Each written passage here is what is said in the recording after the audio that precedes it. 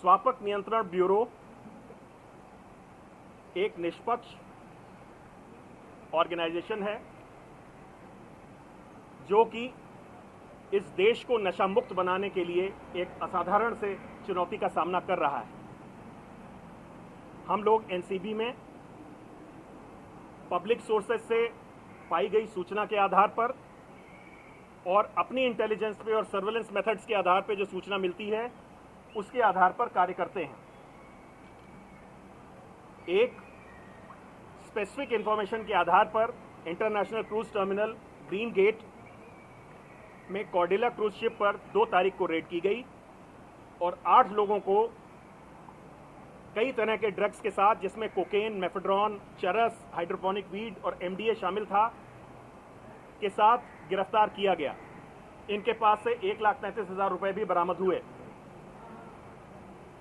विधि द्वारा स्थापित प्रक्रिया के तहत स्वापक नियंत्रण ब्यूरो को 2 स्वतंत्र गवाह भी अपनी प्रक्रिया में शामिल करने होते हैं। चूंकि ये सारे ऑपरेशन वास्तविक समय के आधार पर होते हैं, तो इन इंडिपेंडेंट विटनेसेस का फील्ड वेरिफिकेशन और इनके बारे में जानकारी इकट्ठा करना मुश्किल होता है, क्योंकि उस समय हमारा मुख्य उद्देश्य ड्रग की रिकवरी और ऑपरेशन पर होता है। कुल 9 स्वतंत्र गवाह इसमें शामिल हुए, जिसमें मनीष भानुशाली और केपी गोस्वामी भी थे। मैं यहां दोहराना चाहूंगा कि इन सभी 9 गवाहों को 2 तारीख के ऑपरेशन के पहले एनसीबी नहीं जानती थी।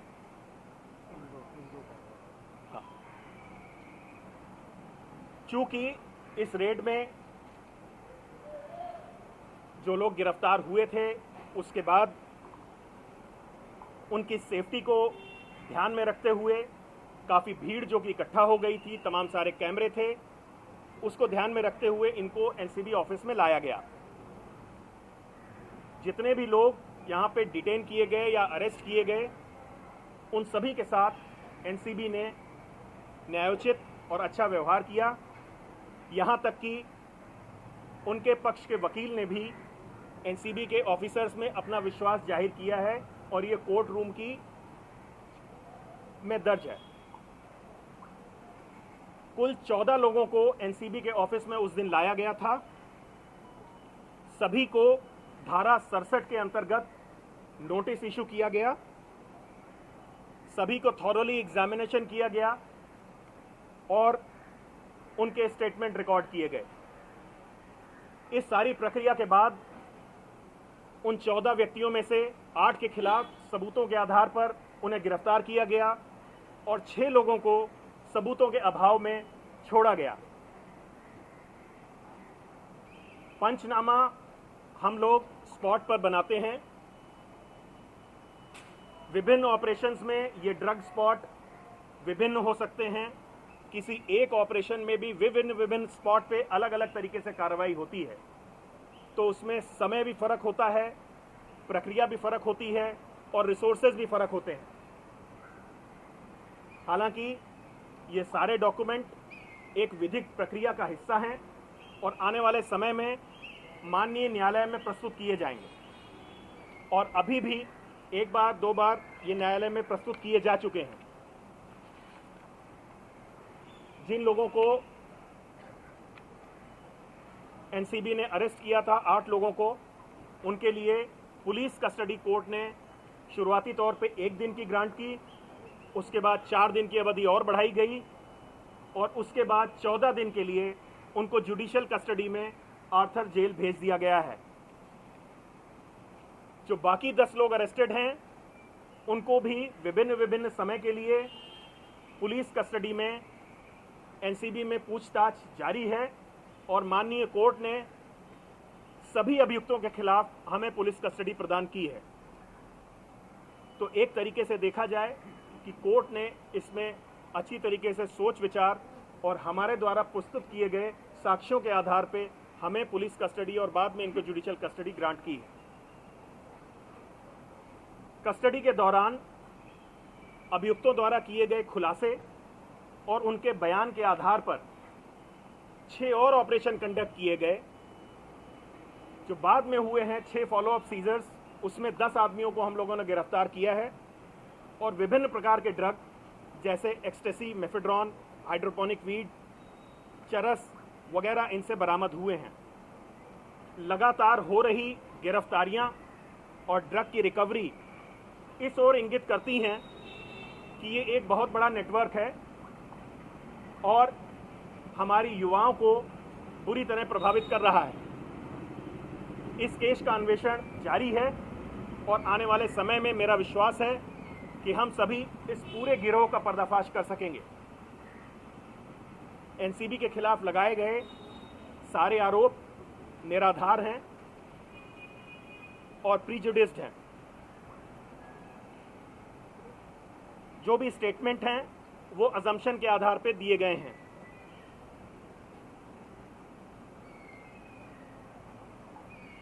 जो भी डॉक्यूमेंट और रिकॉर्ड है उसमें विधि द्वारा स्थापित पूरी प्रक्रिया को फॉलो करते हुए एनसीबी ने कागजात बनाए हैं और वो एक माननीय न्यायालय के सामने प्रस्तुत किए गए हैं और आने वाले समय में प्रस्तुत किए जाएंगे।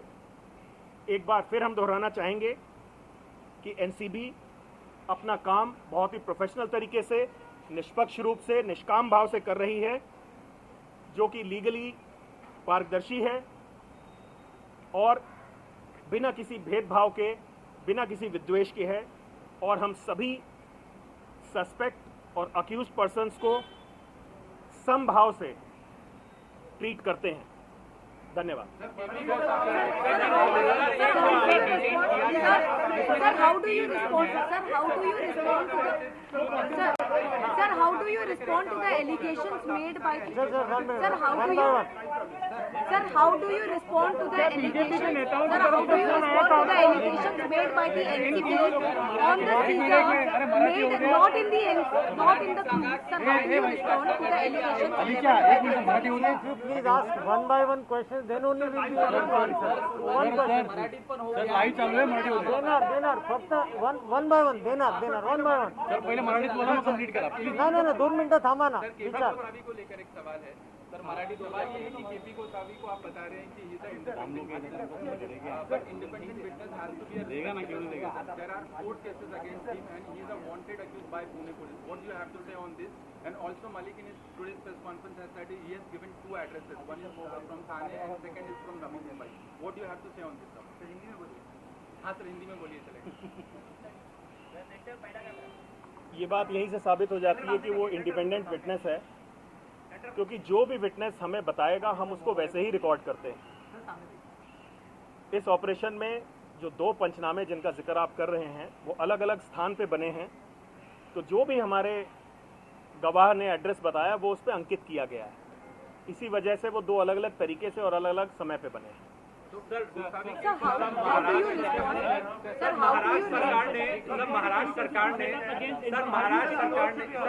महाराष्ट्र सरकार ने कार्यकर्ताओं को छोड़ दिया या जो भी उनके रिश्तेदार थे उनके कहने पे फोन किया, क्या सिर्फ बीजेपी की थे या कोई दूसरी पार्टी एनसीपी या कुछ और पार्टी इसके अंदर इन्वॉल्व है या उनको छोड़ दिया गया या जो भी आपका स्टेटस? और भी कोई पार्टी के लोग हैं क्या? देखिए, पहली चीज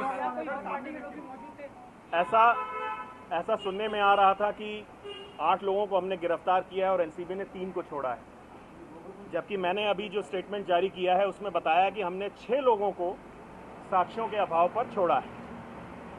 एनसीबी एक प्रोफेशनल ऑर्गेनाइजेशन है। हम किसी जाति, धर्म, पार्टी या एफिलिएशन के आधार पर काम नहीं करते हैं। सबूतों के आधार पर माननीय न्यायालय के सुपरविजन में काम करते हैं।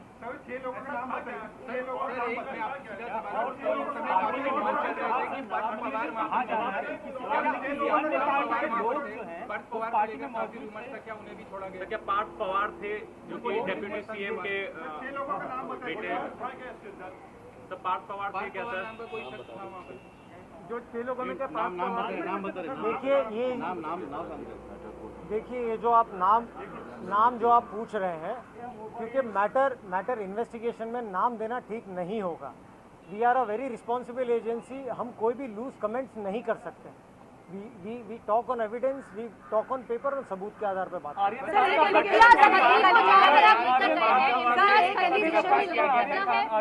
सर एक एलिगेशन ये भी है कि जो सीजर किए गए थे वो एनसीबी ऑफिस में किए गए थे, न कि क्रूज में। ये एलिगेशन एनसीबी की ओर से लगाए गए, इस पर कैसे? देखिए, जैसा कि आपसे ऑलरेडी शेयर किया गया है कि सीजर्स, जैसा कि सर ने भी बताया, काफ़ी सीजर्स उस दिन हुए हैं। नीचे टर्मिनल में भी सीजर हुए हैं और शिप पे भी सीजर हुए हैं। तो ये ऐसा नहीं हो सकता कि एक ही जगह पे सीजर हुए हैं, काफ़ी मल्टीपल सीजर्स हुए हैं। मैं फिर रिट्रेट करना चाहूँगा, सारे सीजर स्पॉट पर हुए हैं और एनसीबी एक रिस्पॉन्सिबल ऑर्गेनाइजेशन है। हम जो भी कहते हैं वो पुख्ता सबूतों के आधार पर कहते हैं। हम किसी अन्य व्यक्ति या संस्था की तरह कुछ भी नहीं बोल सकते। Nawab Malik has said that Maharashtra government, he is writing to Maharashtra government to take action on you and your team and to look into each and every raids or seizures that you have done in past 1 year. Is it going to difficult? It is going to be difficult for NCB, federal agency working in Maharashtra. Is Maharashtra government going? Has it become Maharashtra government versus NCB now? And will you be giving your phone if at all Mumbai police asks you? हम अपना काम पूरी मेहनत से, पूरी निष्ठा से और ईमानदारी से कर रहे हैं। इस बात का मुझे विश्वास है कि एनसीबी जोनल यूनिट मुंबई में सभी लोग अच्छा काम कर रहे हैं और उसका सबूत पिछले 1 साल में हुए गए ड्रग सीजर्स और इस चैलेंज को किस तरीके से हम लोगों ने लिया है, आप सब उसके साक्षी हैं। बाकी और लोग क्या कह रहे हैं उस पर मैं कोई कमेंट नहीं करना चाहूँगा। नवाब मलिक का दामाद है समीर खान, उन्होंने नवाब मलिक ने आरोप लगाया है कि उनसे जो ड्रग्स सीजर हुआ था, केमिकल एनालिसिस रिपोर्ट में पता चला कि वो ड्रग्स तो थे ही नहीं, वो ड्रग्स था नहीं। केमिकल एनालिसिस रिपोर्ट में मालूम पड़ा है कुछ और आया है। आपका इस पर क्या कहना है?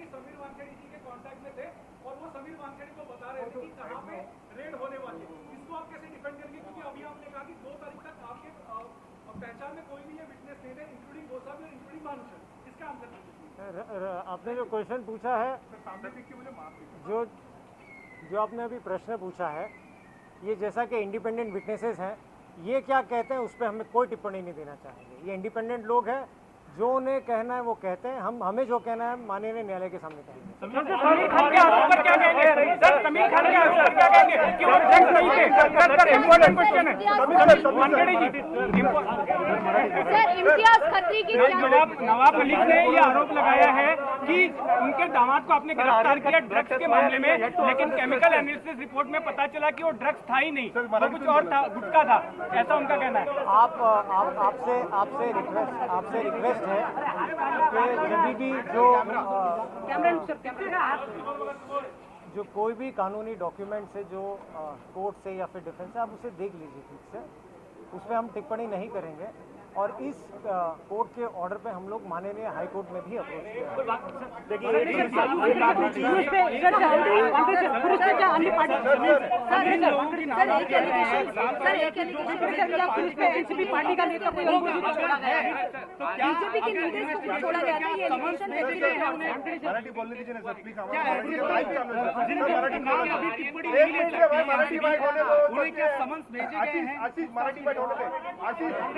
सवाल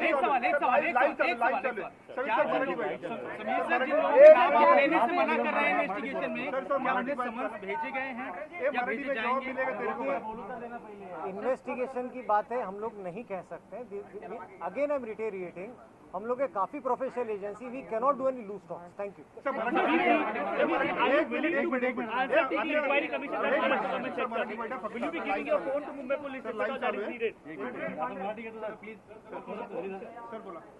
विचारा सर, आपण इथे पत्रकारांशी बोलून आलेला, नेमकं काय एनसीबीने तुमचे बरेचसे आरोप केलेले आहेत, एकूण कारवाईबद्दल आणि कारवाईबद्दल त्यांच्या आरोपाबद्दल थोडक्यात सांगा। तुमचे फोन वगैरे चेक करावे असे आरोप केले, गंभीर स्वरूपाचे आरोप केले त्यांच्यावर, आणि तर ते 6 लोकांचे 3 नावं देखील स्पष्ट जे न्यायालयिक प्रोसिजर चालू आहे आमची, आणि वॉट एव्हर आम्हाला न्यायालय ऑर्डर करणार, we will follow that order.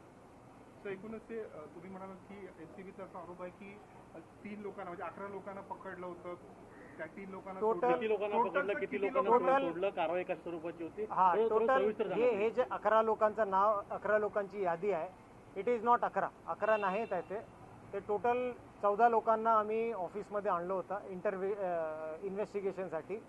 67चं notice देऊन त्यानंतर प्रॉपरली त्यांची स्टेटमेंट रेकॉर्ड झाली होती आणि त्यानंतर 8 लोकांना अटक केलं होतं. हे 10-11 जे म्हणतात ते नव्हते आणि ज्यांच्या विरुद्ध एव्हिडन्सेस होते आमच्याकडे, they have been place under arrest आणि ज्यांच्याकडे नव्हते, investigation is still going on against them.